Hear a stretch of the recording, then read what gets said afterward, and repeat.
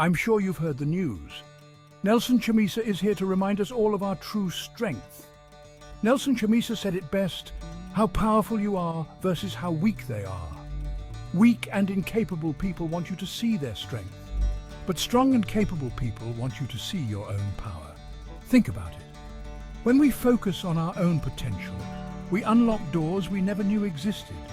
Chamisa reminds us that our power isn't just in our words, but in our actions. Our strength is in our hands, our minds, and our hearts. So let's stand tall, Zimbabwe. Recognize your worth, embrace your power, and remember the dawn of a new era is here. Hash a new dawn, hash for everyone. You're not just capable, you are powerful. Let's show the world what Zimbabwe can do. Stay tuned for more updates on Zim News from Zim News Live YTS. Don't forget to like, subscribe, and turn on the notification bell so you don't miss any updates.